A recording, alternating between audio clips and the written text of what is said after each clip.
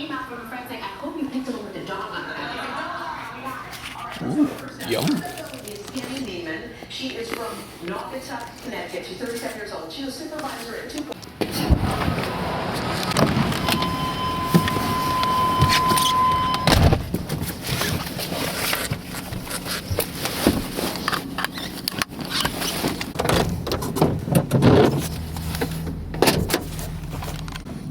Wow, look at all this equipment.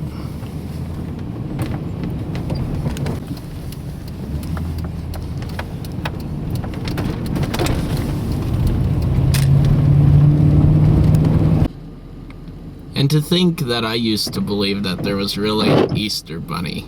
Wah ha ha ha ha ha. Turns out I have to drop off some letters at the post office as well before we can go on.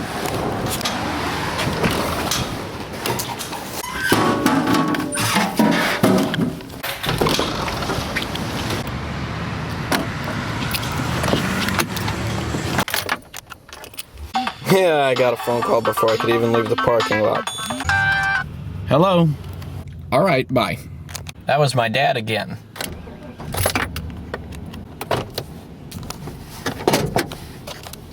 All right, this is the third interruption while I'm trying to make this video. Now I have to go to the bank. Hopefully this will be the last one.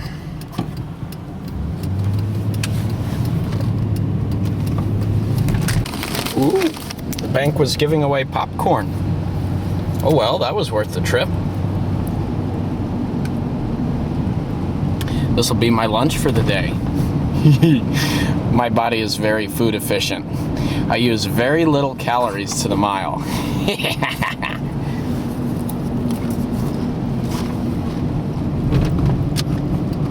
Mmm. Salty and buttery. Love it. They thank me for popping in, and I thank them for popping this out for me. All right, back to business. Let's see. Oh, about a quarter of our fuel tanks are over here in this shed. The others are either in the greenhouses, in the shop, or up at the house. Let's see if we got an empty one here. Nope, that's got some in it. Whoops. Stay open, door. Huh, my camera's telling me to use low light mode. Not anymore. 2 US gallons. This fuel tank right here, there's a little bit left, so I'll just dump it into that container right over there. Okay, quality's a little grainy because it's so dark back here. But I've got a small container of this Stihl high performance 2-cycle engine oil right here that I use to measure it out of this large container here. So we'll just take both of these along the trip.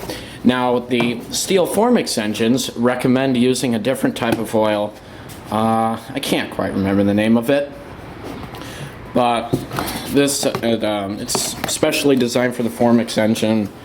I don't know. We've always used this stuff here. Never had a problem with it. Engines run fine. So it's a lot cheaper too. I mix this in a ratio of 50-1. So that is translated 50 gallons of gasoline to 1 gallon of 2-cycle engine oil. So let's go out to the station and do this. Looks like I might as well fill up this fuel sucking truck while I'm at it as well. Man, getting 12 to 15 miles to the gallon isn't very fun. There's one of my favorite gas stations to go to, along with an On the Run and a Burger King. Yum. But I already had my lunch. Too bad. Well, they don't have their price up there either, so uh-oh, that means they must have changed it. We got the green light here. Okay, find a pump, find a pump. Find one that's kind of isolated so I can do this video without being disturbed. That's a diesel pump. I don't want to take those up. Oh well, heck with it. I'll just choose this one here.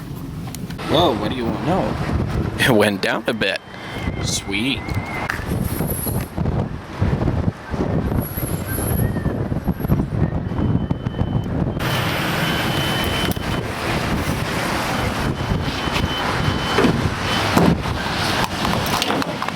Ah. There we go. Oh, get back where it's warm. It's a little cold out today. I hate cold and rainy weather. Get a little bit of heat on. Well, while the truck is filling up, I'll just talk about what I'm gonna do, because it's gonna look a little corny if people see me talking to myself out there at the pump. So basically what I'm gonna do is I fill this 2-gallon, 2-cycle fuel tank up, about halfway or so. Oh, sweet truck. Nice. Anyway, fill the 2-gallon gas can up about halfway, so put a gallon in there. Then put the 2-cycle fuel oil in there. Mix it up, make sure the cap is on tight, shake it up. And then pour that gasoline, even though you've only got 1 gallon in there, pour it back into the oil container a bit. And shake the oil container up, the small thing that I have. And that makes sure that you get all the oil out of there. You get the most for your money, and it just cleans the container out better for next time you use it. And then pour that back in, fill your gas can up the rest of the way, 2 gallons or whatever it is, and you're set to go. Just remember to mix the correct ratio, because you don't want to mess up your 2-cycle engines. It's not fun. You lock something up, and you are in deep trouble. Boy, that guy sure can't wait. He's revving the engine. Easy, buddy, you're only using more fuel. All right. 19.976 gallons here used in the truck. Now let's fill up the 2-cycle container halfway. Okay, I've measured the oil out. And dump this into the gas can here. Let that drain for a while. Then we'll put the spout back on this tank, pour a little bit of gas into this container, shake it up, and then pour it back in. Top this can off, and you're done. Right, I got a little fuel on this. Shake that up. Take this lid off here.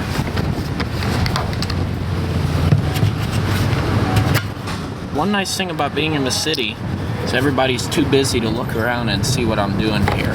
So I'm not as worried about it as I thought I was. Alright, now that we got that rinsed out, we'll just put the cap back on. Back in the truck there.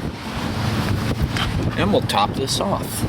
There we go. Got our 2-cycle gasoline. Oh, I forgot to press use for my receipt. Oh well.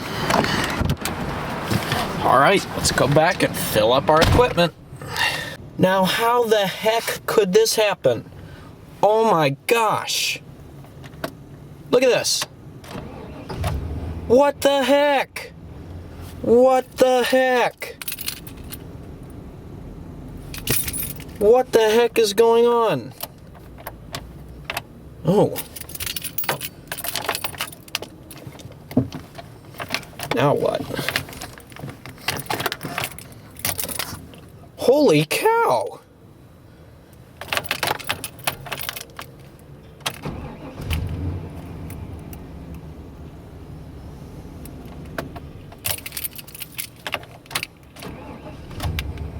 What in the heck?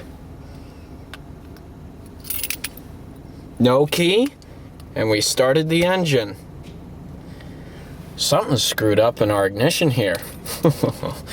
Wow, I did not expect that. Well, that is plenty weird. I'm driving a truck without the key in the ignition.